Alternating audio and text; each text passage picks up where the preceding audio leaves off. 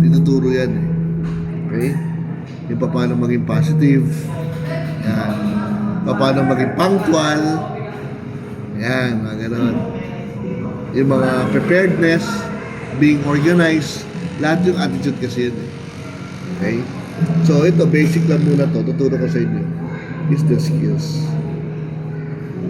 Ang skills kasi, may mga part yan eh. Okay? May mga for amateur, may mga for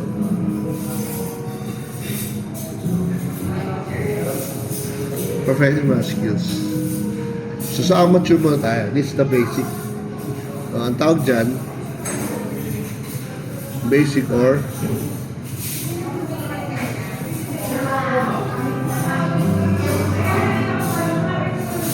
essential skills. Yan.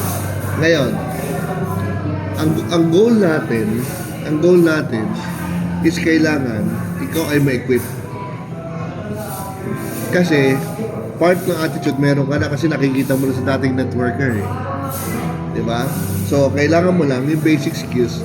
Itong basic skills na to dapat matutunan mo dati sa panahon na ikaw mismo nag-a-apply sa sarili mo. Ngayon, may mga assistants ka. There's someone assisting you. Ang tawag doon, caddying. But after that, you must learn to do it independently so that makita mo how does it done kapag ako mag-isa. And after, ngayon, matututo ka lang by your experience. Halimbawa, nagpakausap ka, na-close naman yung kausap mo. But the question is, sino nag-close? Siya o ako, nag-close sa kausap mo. May paying ka. Okay? So, pwedeng maging resulta mo yon, pero hindi siya talagang real result. The real result is you are the one closing. Effort mo. Ganun yun. Okay? Kasi darating sa point na sobrang busy na natin, you have to step up and be independent and do things on your own. Because later on, may mga downlines ka na rin who need your help. So initially, kapag hindi ka natuto sa amin, mahirapan ka magbaksak sa mga downline. So importante, habang maaga pa, nanonood ka, observant ka, at you are learning fastly.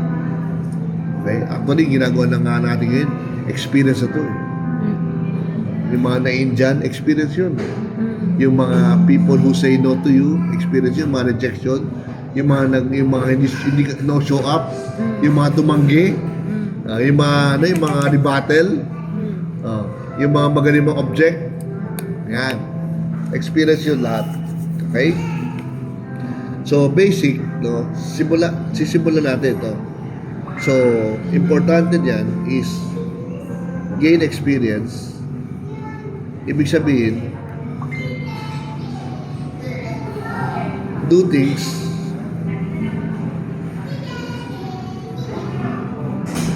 independently. Mean to say, katulad ako, nandito ako. Okay, halimbawa, 10 days ako nandito ngayon. There will be time kasama kita. Kasama ko kayo. Okay, so meaning to say, kakausapin natin prospect mo. Then, there will be time na hindi ko kayo kasama. So, question. Pag hindi ko kayo kasama, ang tanong, will you let your prospect wait until I come along? Or kaya kung if time permit, ikaw na tumira. Ganun dapat. Ibig sabihin, kung may presence ko, ituloy natin. Kung wala presence ko, ituloy mo pa rin. Yes, no? Ibig sabihin, consistency yan eh.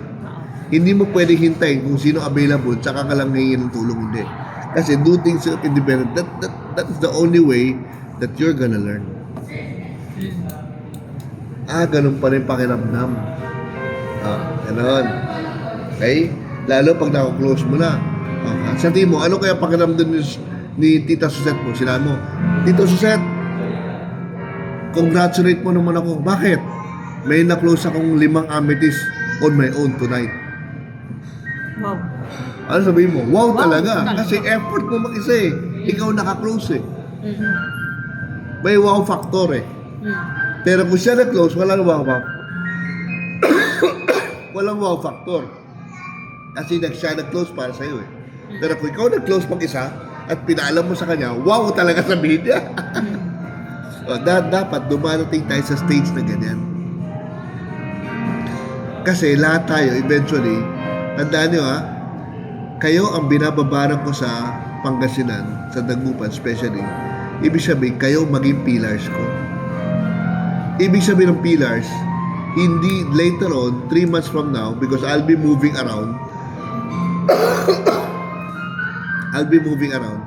later on, with or without me, since na sinamahan ko na kayo, later on, I will just ask for your production na lang.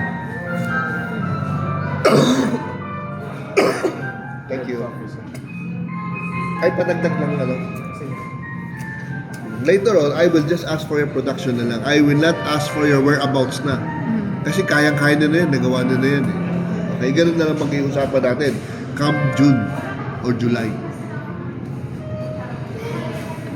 Diba?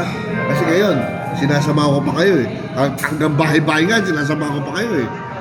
Wala namang presidenteng gumagawa ng ganun eh. Okay? So, ito yung importante. So, kailangan stand alone ka, independent. ASAP. The more independent you are, the faster you're gonna grow. Kasi wala kang inaantay. Thank you. You're not waiting for someone to do it for you eh. You have the initiative to do it for yourself without waiting for anybody. So, ang result na dyan na agad. Kasi kaya mo na eh. Ganun siya. Okay? Second,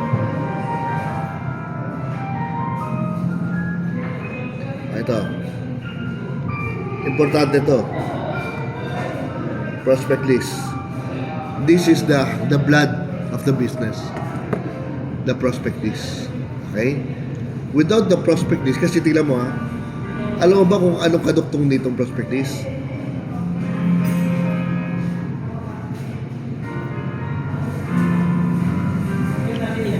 Activities.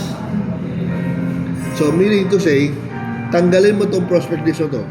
Saan ka kukuha ng activities? Wala. Means to say, no prospect, No activity. malinaw. No production. No money. No money. Nga. Madalit sabi nga. Matutulog na lang. Tulog.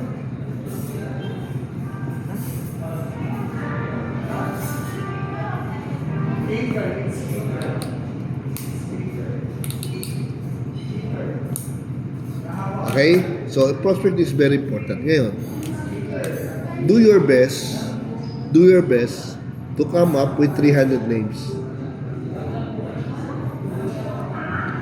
No exception. No excuses. 300 names. Ngayon, where will you get the 300 names? Yan, ang tanong eh.